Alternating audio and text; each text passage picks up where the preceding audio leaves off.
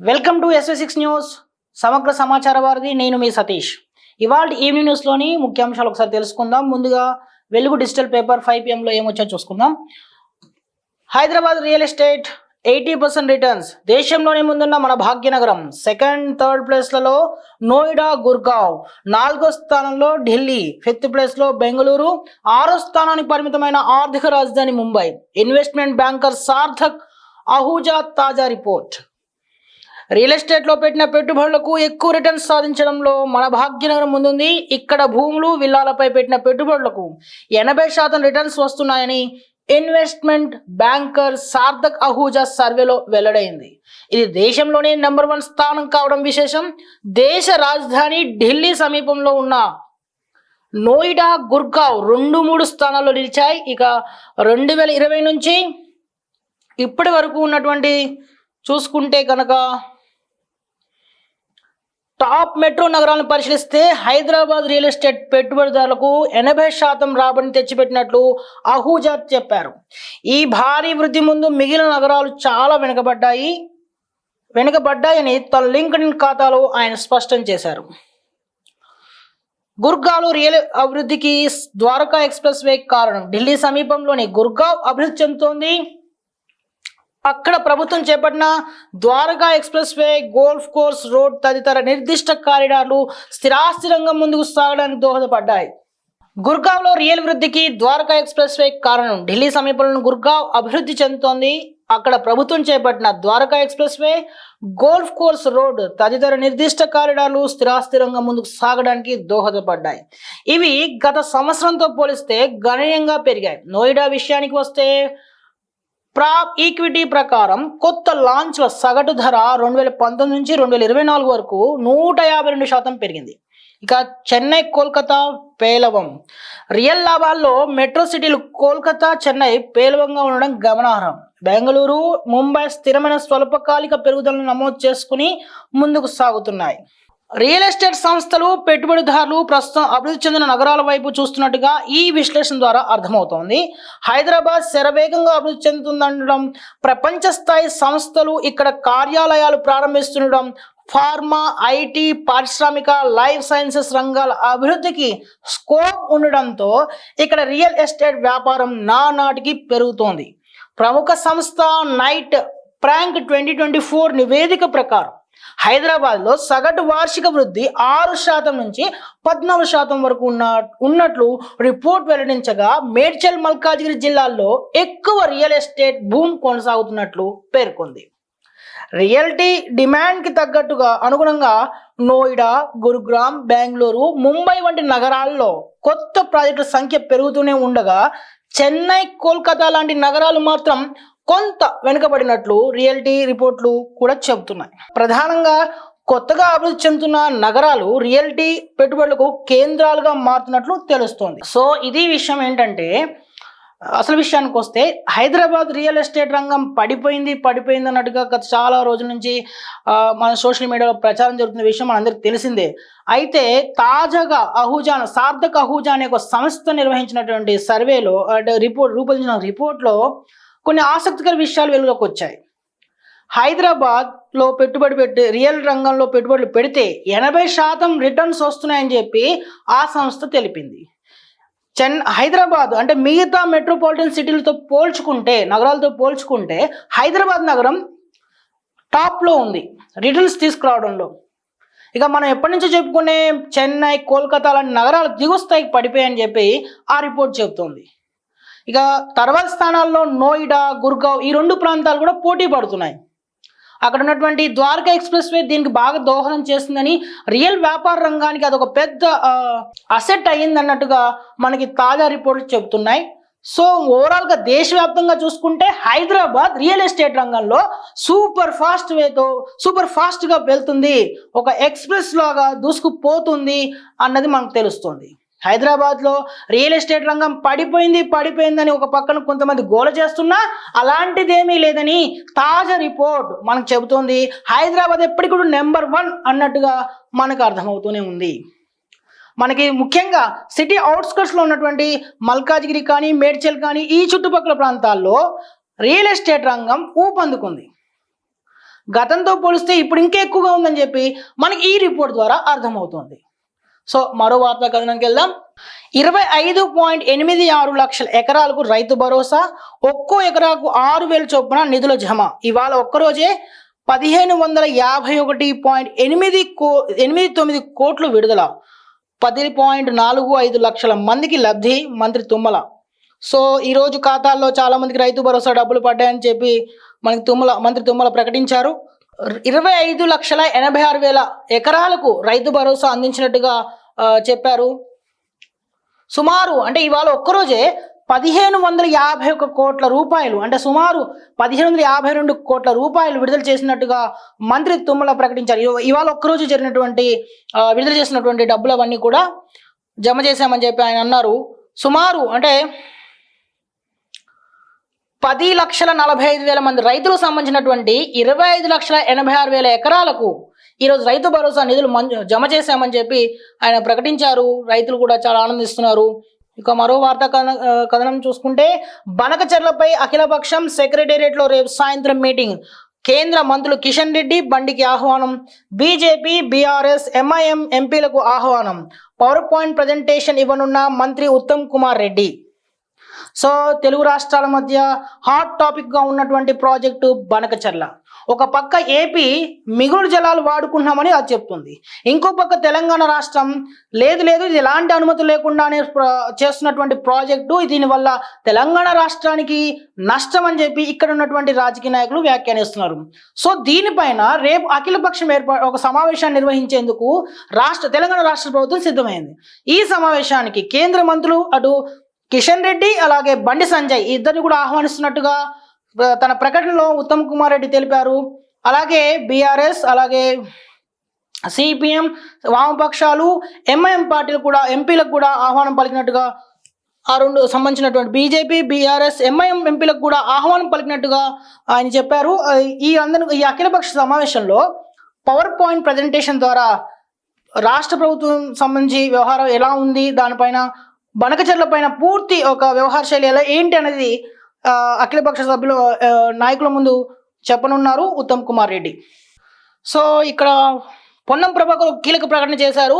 కేంద్రం తీరు వల్లే స్థానిక ఎన్నికలు లేట్, ఖచ్చితంగా 42% రిజర్వేషన్లు ఇస్తాం, అనుమానాలు అవసరం లేదు. మంత్రి పొన్నం ప్రభాకర్ ఆయన ఒక ప్రకటన అయితే చేశారు. అలాగే ఆపరేషన్ కగార్ను ఆపండి, నక్సల్స్ను శాంతి చర్చలకు పిలవండి, ఇందిరా పార్క్ వద్ద మహాధర్నా హాజరైన వివిధ పార్టీల నేతలు.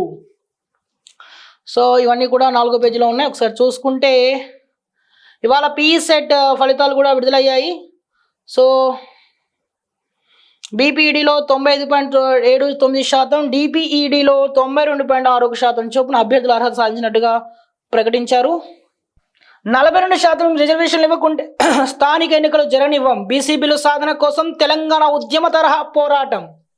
జూలై 15 రాష్ట్ర వ్యాప్తంగా రైలు రోకో, కేంద్రంపై ఒత్తిడి తీవ్రతరం చేసేలా కార్యాచరణ. BRS MLC Kalvakuntla Kavitha.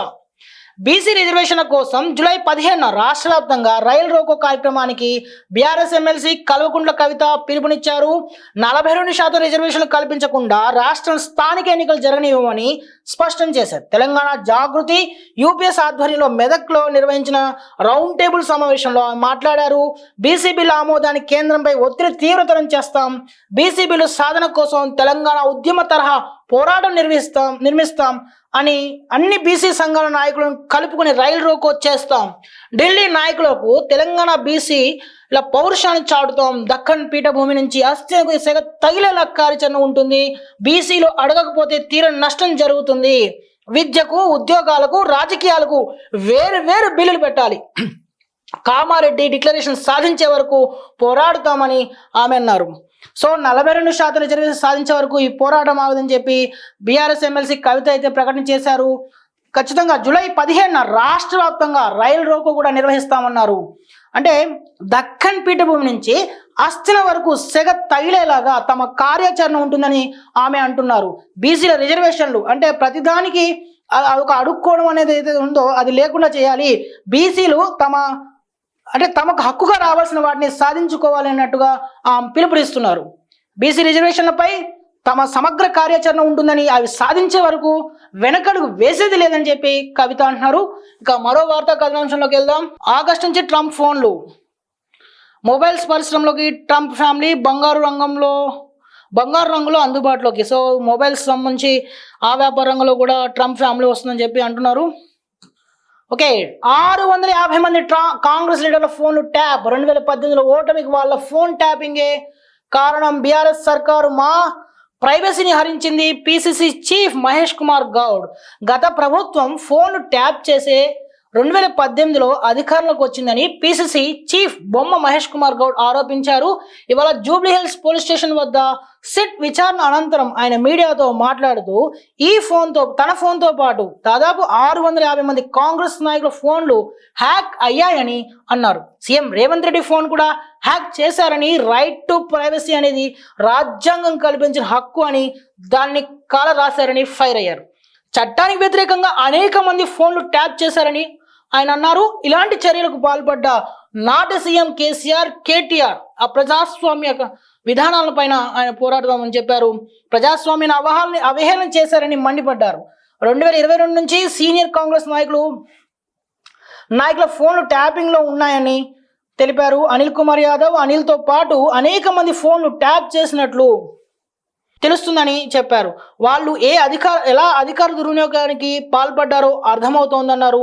Retired అయిన ప్రభాకర్ రావును దేశ చరిత్రలో ఎక్కడా లేని విధంగా ఇంటెలిజెన్స్ చీఫ్గా పెట్టి దుశ్చర్యకు పాల్పడడం సిగ్గుచేటని ఫైర్ అయ్యారు. సో దాదాపు ఫోన్ ట్యాపింగ్ విషయం రాష్ట్రంలోనే కాదు దేశవ్యాప్తంగా కూడా చాలా సంచలనం సృష్టిస్తుంది ఈ అంశం. గత ప్రభుత్వం వివిధ రాజకీయ నాయకులు, వివిధ పార్టీల ప్రధాన ప్రతిపక్ష నేత, అలాగే వివిధ అంటే వర్గాలు, అంటే జర్నలిస్టులు, అటు జడ్జీలు, జిల్లా జడ్జీలు సంబంధించి ఇలా రకరకాలుగా అందరి ఫోన్లు ట్యాప్ చేసిందని చెప్పి ఒక కేసు అయితే నడుస్తుంది. దానిపైన కూడా తీవ్రమైన చర్చ జరుగుతుంది. ఈ నేపథ్యంలో ఇవాళ సిట్ విచారణ సందర్భంగా పిసిసి చీఫ్ చేసినటువంటి మహేష్ కుమార్ గౌడ్ చేసినటువంటి వ్యాఖ్యలు మరింత సంచలనం సృష్టిస్తున్నాయి. దాదాపు 650 మంది ఫోన్లు ట్యాప్ చేశారని చెప్పి ఆయన ఆరోపిస్తున్నారు. గత ప్రభుత్వంలో ఆనాటి సీఎం కేసీఆర్, అలాగే ఆయన తనయుడు మాజీ మంత్రి కేటీఆర్ చేసినటువంటి అంటే పనిగా ఆయన దాన్ని ఆరోపిస్తున్నారు. తీవ్రమైన విమర్శలు కూడా చేస్తున్నారు ఆయన. ముఖ్యంగా ఆయన చెప్పేది ఏంటంటే 2018లో మళ్ళీ బీఆర్ఎస్ అంటే టీఆర్ఎస్ పార్టీ అధికారంలో ఆనాటి టీఆర్ఎస్ పార్టీ తర్వాత పేరు మార్చుకుంది బీఆర్ఎస్గా, పార్టీ అధికారంలో రావడానికి ఈ ఫోన్ ట్యాపింగే కారణం అని ఆయన ఆరోపిస్తున్నారు. తమ పార్టీ సీనియర్ నాయకులు అందరి ఫోన్లు కూడా ట్యాప్ చేశారని చెప్పి ఆయన అంటున్నారు. 2022 నుంచి ఇది మరింత ఎక్కువైందని ఆయన తన ఆరోపణలో పేర్కొన్నారు. ముఖ్యంగా అంటే ఒక రిటైర్డ్ ఆఫీసర్, దేశ చరిత్రలో ఎప్పుడూ లేని విధంగా ప్రభాకర్ రావుని తీసుకొచ్చి ఎస్ఐబి చీఫ్గా నియమించారని చెప్పి ఇంటెలిజెన్స్ సంబంధించినటువంటి వ్యవస్థకు ఆయన్ని అంటే అధినేతగా చేశారని చెప్పి ఆయన ఆరోపిస్తున్నారు. సో ఇదంతా కూడా గత ప్రభుత్వంలో అంటే అప్పటి సీఎం చేసినటువంటి నిర్వాహకంగా ఆయన విమర్శిస్తున్నారు. సో దీనిపై కూడా చర్యలు తీసుకోవాలని చెప్పి ఆయన వ్యాఖ్యానిస్తున్నారు. ఇక ఉక్రెయిన్పై మిసైల్ అటాక్, 14 మంది మృతి. కీవ్ నగరంపై విరుచుకుపడ్డ రష్యా. డ్రోన్స్, క్రూయిజ్, బాలిస్టిక్ మిసైల్స్తో భీకర దాడి. ఇక సీతలను చంపింది ప్రియుడే. నిందితుడు 2 పిల్లల తండ్రి. కత్తితో పొడిచి కాలులో విసిరేశాడు. నిందితుడు సునీల్ అరెస్ట్.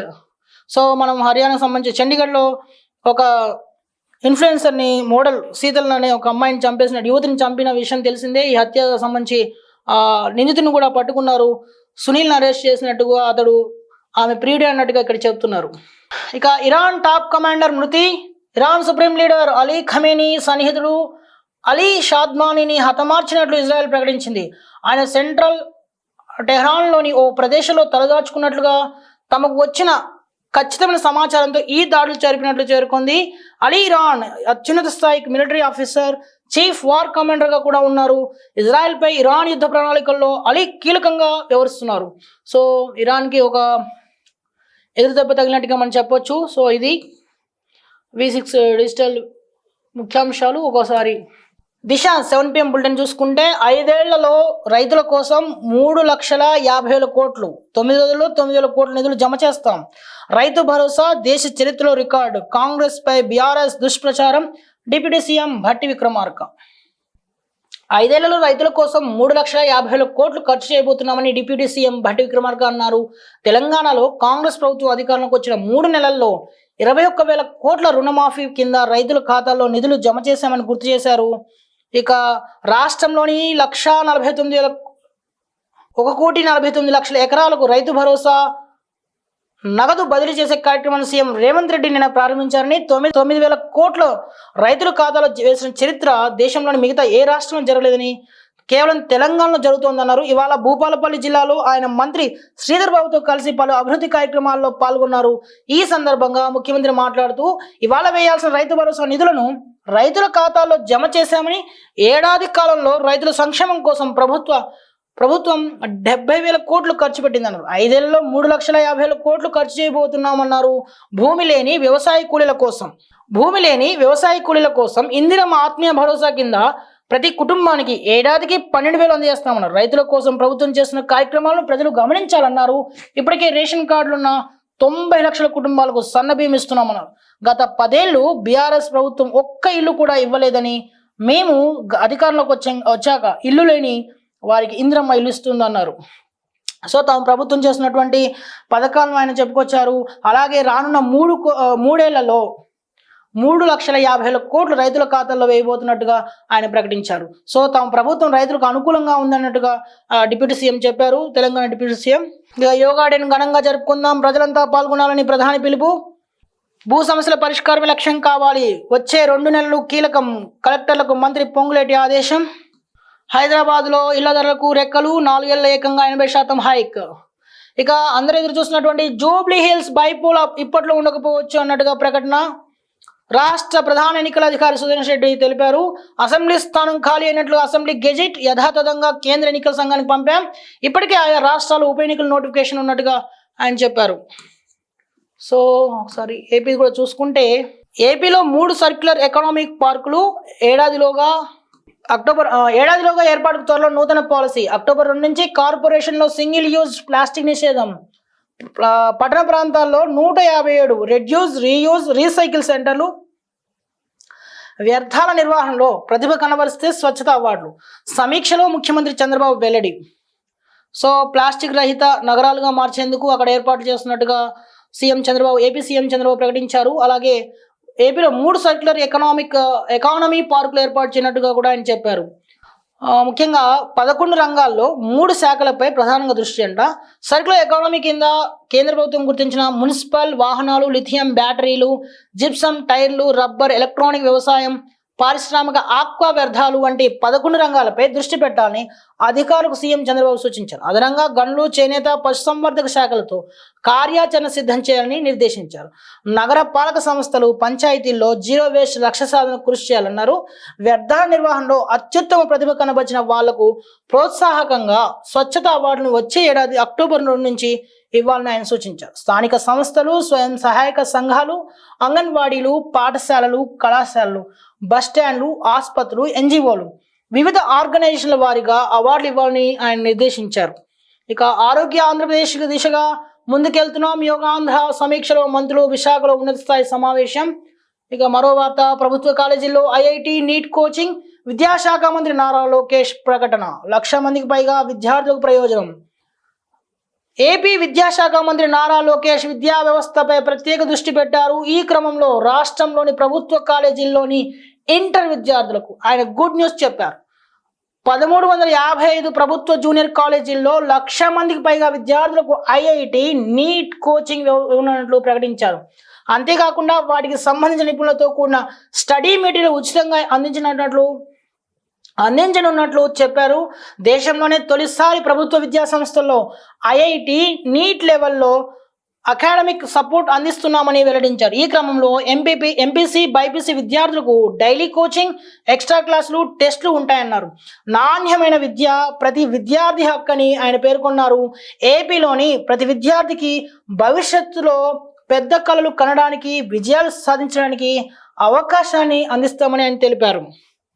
సో ప్రభుత్వ కాలేజీలలోనే ఐఐటి కానీ నీట్ కోచింగ్ కానీ ఉంటాయని చెప్పి ఏపీ విద్యాశాఖ మంత్రి నారా లోకేష్ అయితే ప్రకటించారు. అక్కడ అన్ని ఏర్పాట్లు చేస్తామని, భవిష్యత్తులో పెద్ద పెద్ద కళలు కనడానికి విద్యార్థులకు విద్యార్థులకు పెద్ద కళలు కనడమే కాదు, ఆ విజయాలు సాధించడానికి కూడా ప్రభుత్వం ఎప్పుడు తోడ్పాటు అందిస్తుందని, అండగా ఉంటుందని చెప్పి ఆయన అన్నారు.